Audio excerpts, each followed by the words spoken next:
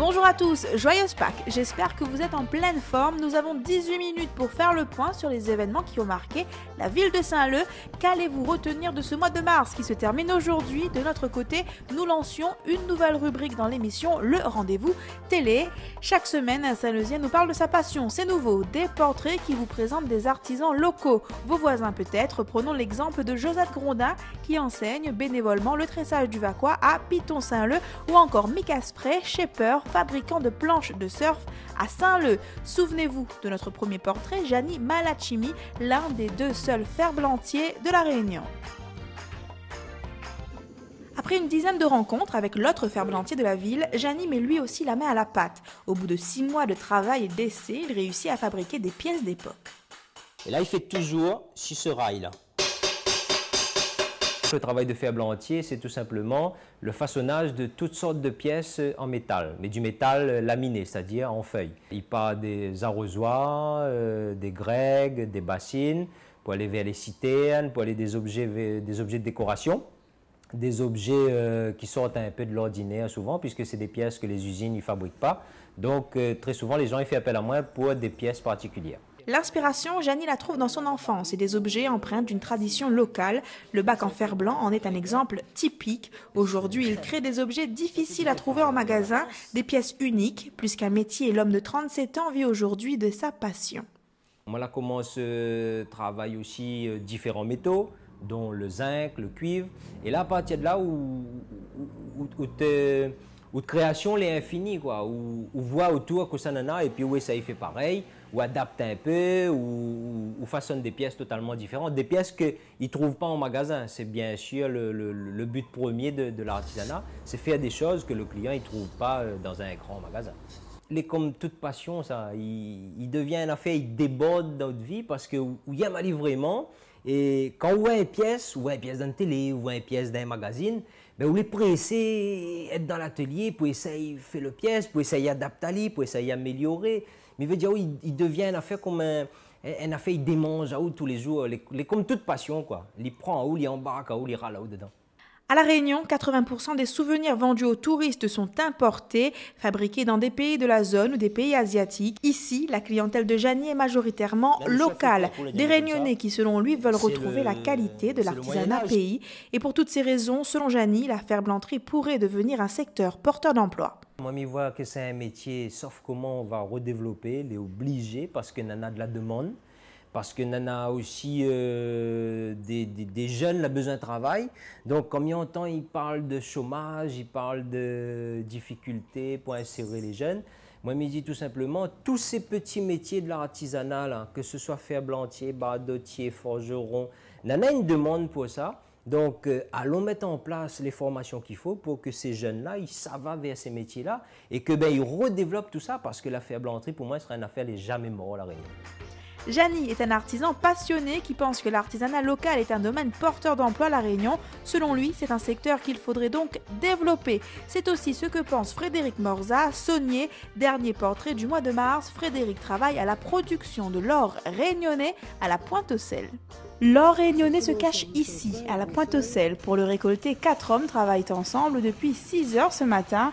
3 d'entre eux sont originaires du quartier de la Pointe-aux-Sel. Frédéric, lui, vient de la chaloupe Saint-Leu. Sous le lourd soleil du littoral, autrefois éco-garde, il découvre le métier de saunier. Mais moi, les sauniers. Mais les sauniers, c'est-à-dire le saunier, le matin quand il arrive sur le site, son premier travail, c'est le temps, bien sûr, parce que s'il n'y a la pluie, il ne peut pas travailler quand il y a la pluie. Mais c'est surtout regarder la mer, regarder la montée des eaux, pour pouvoir pomper de l'eau pour amener au bassin de tête. Ça l'important. Si la miette ne donne pas assez de l'eau, nous ne gagnons pas pompe l'eau. Et si nous ne gagnons pas pompe l'eau, les bassins plus hauts vont dessécher un peu. Donc le saunier, le matin, regarde le temps, regarde la mer. S'il a de sel pour pousser, il pousse son sel. S'il a la fleur de sel pour ramasser, ils ramassent son flux de sel en premier. Pendant la Seconde Guerre mondiale, un blocus empêchait l'importation sur notre île de marchandises en provenance de Madagascar. Il a donc fallu produire localement certains produits comme le sel pour faire face à la pénurie. À la fin de la guerre, l'activité de production s'arrête, puis dans les années 70, le site est abandonné et tombe en ruine. Aujourd'hui, la Pointe au Sel est un espace naturel sensible. Frédéric et ses collègues sont chargés de la production du sel et informent les visiteurs. L'eau va se déverser dans 23 bassins de décantation. Et dans ces bassins de décantation-là, on en a l'argile. Ouais. Et l'argile va aider à nous à capter les saletés de la mer, les impuretés. Donc, vous voyez même, on a déjà 3 étapes qui ont été franchies. Quand ces 23 bassins ont été franchis, l'eau passe dans ces 23 bassins, tous les saletés la finissent restent en haut. L'eau va arriver dans un autre bassin que nous appelons la nourrice. Dans la nourrice, quand l'eau a fait tout ce trajet-là, il y a 22 jours de cycle dans tous les bassins. Il y a 22 jours de cycle, là-dedans, il y en a quoi? Ça garde les impuretés, il y en a aussi une cuisson qui se fait au niveau des 23 bassins de décantation. Et quand l'eau arrive dans la nourrice, l'eau est prête à travailler, nous va déverser l'eau dans les cristallisoires. Saunier, un métier, une activité qui, selon Frédéric, a de l'avenir. En tout cas, c'est ce qu'il souhaite pour la filière, mais aussi pour que les générations futures connaissent cet artisanat exclusivement saint-leusien. Comment il appelle le monsieur qui travaille dans le sel? On espère par la suite que le sel va regagner le marché et ne récoltera pas le sel, ne stockera pas le sel comme ça, rien que pour le plaisir des touristes ou bien des banques créoles nous-mêmes, mais au moins mettre le sel sur le marché pour créole même, parce qu'il y a d'autres même, ils demandent quand ils viennent ici. Au début du XXe siècle, l'île de la Réunion comptait 3 autres salines, à la Possession, à Grand-Fond-Saint-Paul et à l'étang salé. Aujourd'hui, seul le site de la Pointe au Sel a survécu au poids des années. La Réunion ne compte plus que 4 sauniers. Une fois encore, ces artisans sont chez nous, à Saint-Leu. La transmission de nos traditions locales, c'est aussi la préoccupation de la bibliothèque municipale de Piton-Saint-Leu. Tous les mercredis, les enfants du quartier ont le droit à des activités gratuites. Au programme ce mois-ci, création de Sirandane. Nous la construisons ensemble, bande devinette, sur le principe de la tradition orale réunionnaise depuis longtemps. Bande Gramoun, tu fait bonnes affaires comme ça, quand on n'avait point télé, on n'avait point DS, console et compagnie. Tu es assis dans le chemin. Ça te regarde dehors ou bien dans la cour, ça te regarde bons objets, la nature, tout ça là, et ça te trouve bonne devinette dessus. Après, chacun dépose le devinette un à l'autre. Donc, moi, je reprends cette tradition-là ensemble de marmaille et nous la fabrique bonne devinette. Une fois la devinette créée, il faut l'illustrer. Les enfants s'appliquent et changent d'atelier. On essaye, fait l'illustration, fait le dessin, ça va ensemble. Voilà, il y a Montazote, il fait un bon petit peu désordre, mais c'est il y a Montazote avec la matière, ça ne dessine pas seulement. Les autres, ils prennent toute ça que sous la main pour faire le bon dessin. Pendant les vacances scolaires, la bibliothèque de Piton-Saint-Leu organise différentes activités gratuites tous les mercredis. On reçoit aussi Florence Félix, qui a aussi participé à un livre de Cossin Chose. Et ce qui était intéressant là, c'était de faire connaître son travail original en tant qu'illustratrice. Et pour terminer, on a cette exposition qui se trouve derrière moi. Alors, le livre, c'est Qui et quoi? Et ce qu'on a voulu mettre en valeur, c'est le travail d'une illustratrice mauricienne. Si le désordre envahit la table, les enfants, eux, sont concentrés. Pas question pour Mandy de faire la moindre erreur. Vous le voyez, une fois la Sirandane trouvée, il faut que l'illustration soit de bonne qualité. Toujours à la bibliothèque de Piton-Saint-Leu, les enfants du quartier ont aussi découvert la poésie de Céline Huette en musique. On me dit, peut-être navaguer sommeil. Demain, dire à ma fille, viens chanter un peu puisque c'est mes textes. Donc voilà, elle y aide à moi un peu en fin de compte, à faire connaître mes textes, mes mots. Sinon, personne ne connaîtrait pas. Parce qu'il faut ouvrir le livre. Don Banna l'envie ouvre un livre. Sur ce point, mère et fille sont d'accord. La poésie en français ou en créole, ça n'attire pas toujours les petits lecteurs. Mais ici, la musique change la donne. Même mon soleil, même mon lémé, ou même mon véli, ou même mon étoile. Pile, pile, pana, café grillé, pana, pile, pile, pana, café grillé. Fait mieux connaître à lui parce que être écrivain n'est pas évident et donc à travers la musique, c'est dit ça pas lié à la poésie, il peut voir que ça, les gens y écrivent ici. Le public, une trentaine de personnes, des enfants des quartiers de Piton-Saint-Leu et des Colimaçons, mais aussi de l'association Initiative Quartier qui a des locaux près de la bibliothèque. Eux nous l'ont promis, ils vont continuer à découvrir l'univers de Céline Huette dans ses livres cette fois-ci. J'ai bien aimé les chansons, les poèmes, j'ai bien aimé tout. C'était très bien. On a aimé les chansons et les poèmes d'avant. J'ai aimé les chansons avec les poèmes. Les chansons créoles, français, des poèmes en français, créole, mélangés, tout ça. Il y avait une femme qui jouait de la guitare, une qui racontait, et les contes étaient passionnants. C'est quel conte on trouve passionnant justement Celle de la voiture rouge. Une prestation rare et appréciée à La Réunion. Ce n'est que la deuxième fois que ce duo se produit ensemble.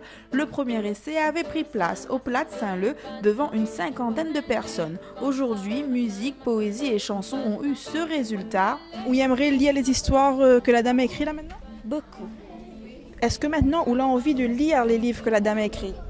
Oui.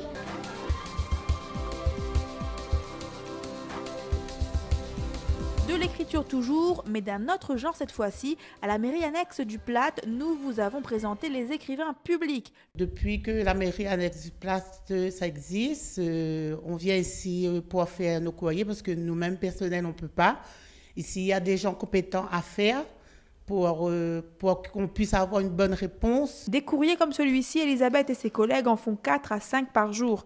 Le public est varié, des jeunes qui ont besoin d'aide pour écrire une lettre de motivation ou des pères et mères de famille. La liste de tous ceux qui viennent demander de l'aide est longue et variée. Nous rédigeons divers courriers, donc que ce soit pour la CAF, par exemple de remise de dettes ou des réclamations, des changements d'adresse. Le public, c'est quel genre de personnes qui viennent ici? Tout public, peut être des personnes handicapées, personnes âgées ou même des jeunes et moins jeunes. Depuis que le métier d'écrivain public est officiel, une charte encadre cette pratique. Elle est affichée ici à l'entrée de la mairie annexe et inclut une clause de confidentialité. Des fois, des gens y arrivent dans quel état avec... Souvent désespérés. Donc, quand ils reçoivent un courrier, ils ont de la peur de ce qu'il y en a dessus. Donc, moi, personnellement, je rassure à eux, je lis le courrier et après, je cherche à aider à eux. Les écrivains publics que vous rencontrez dans les mairies annexes du Plat, de la Chaloupe et de Piton-Saint-Leu reçoivent sans rendez-vous aux horaires habituels d'ouverture de la mairie. On quitte la mairie annexe du Plat pour celle de Piton-Saint-Leu. Tous les vendredis, le premier magistrat de la ville reçoit la population dans différents quartiers. Les administrés sont nombreux, mais peu acceptent d'expliquer la raison de leur présence ici, face caméra. Un sujet revient pourtant, le besoin de trouver un emploi. Ça fait déjà 1 an et demi que je recherche un emploi de travail et pour l'instant j'en ai rien. Et je voudrais avoir au moins un travail. C'est à discuter. Les médecins autour de la table, c'est à tout pour les jeunes. Moi, comme ils voulons dire, mes gamins de retraite, c'est bien pour les jeunes. C'est à tout que les jeunes ont beaucoup de temps, besoin de travail. Une demande revient sans cesse, un emploi. En début d'après-midi, l'élu avait déjà annoncé ne pas pouvoir promettre de contrat. Mais dans la file d'attente, les mamans qui recherchent un emploi pour leur fille et leur fils ne désespèrent pas. On y voit, pour moi, essayer de voir un peu pour mon garçon en fin de compte. Quel problème mon garçon? Mon garçon est sans emploi et pour savoir s'il ne pourra pas avoir un petit contrat pour mon garçon. On a l'espoir, on l'a entendu quand il est arrivé, il a dit qu'il n'y avait pas de contrat, mais on a un espoir. On a un petit espoir quand même. Mais c'est discuter pour voir quoi il peut dire moi. Et après, si la pointe, c'est pas bataille, c'est pas cassé, on va voir peut-être pour plus tard. Si pour là, on a point, peut-être pour après, on aura. Il peut être pas d'espoir quand même.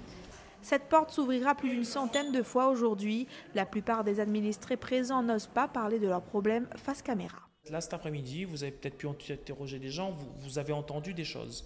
Il y a un journaliste qui était là, assis tout à l'heure, journaliste de presse écrite, qui a pris conscience, peut-être encore plus qu'avant, ce que ça voulait dire recevoir le public et ce que les gens attendaient d'un maire. Certains reviendront peut-être le mois prochain. Aux demandes d'emploi s'ajoutent aussi des demandes de logement.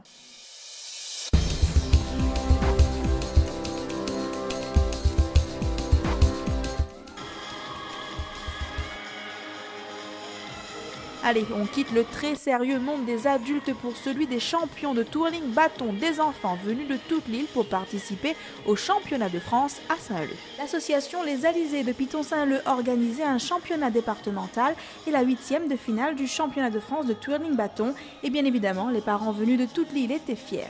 C'était une passion pour elle, elle ne faisait pas de compétition. Et bon, là, on l'a inscrite à la compétition depuis l'année dernière. Ben, toujours passion pour elle. Et ben, apparemment, elle aime ça, quoi.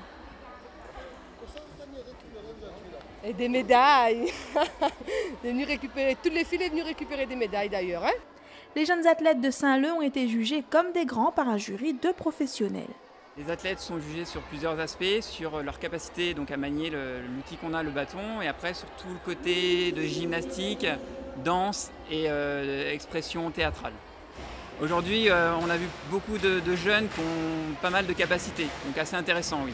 Des jeunes qui se débrouillent déjà très bien pour leur âge et pour leur expérience. Les athlètes et entraîneurs des 5 clubs présents sont unanimes. La pratique du twirling bâton demande beaucoup d'investissement personnel. C'est très difficile et ça demande beaucoup d'engagement personnel, beaucoup de travail et beaucoup de travail sur soi-même. Il faut avoir le courage, la motivation parce que sans ça, il n'y a rien. Si on vient dans ce domaine-là, c'est pour montrer artistiquement ce qu'on a. Le twirling bâton est un sport ouvert à tous, filles et garçons. Une fois le bâton rattrapé, les jeunes athlètes présents reprendront les entraînements.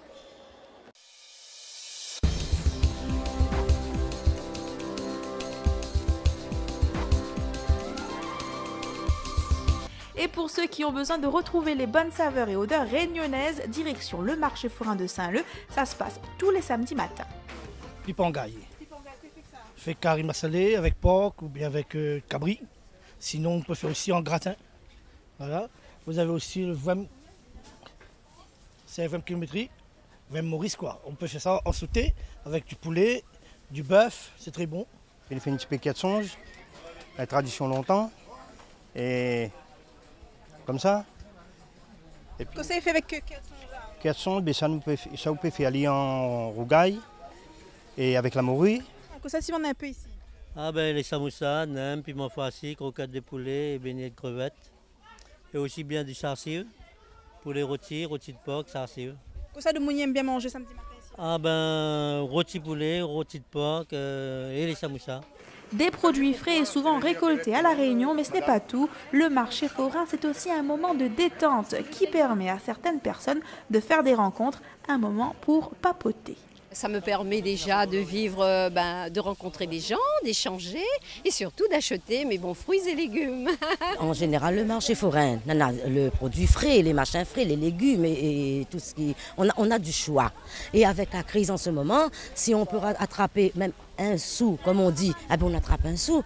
Et puis on a quand même un moment de venir, c'est une fois par semaine. Et ça nous permet de nous distraire, de sortir un petit peu et même rencontrer des amis. Ici, les mini-caddies se croisent et ne se ressemblent vraiment pas. On y trouve différents produits, mais en voilà un qui fait recette, un bon paquet bread. Ah, moi, c'est bread.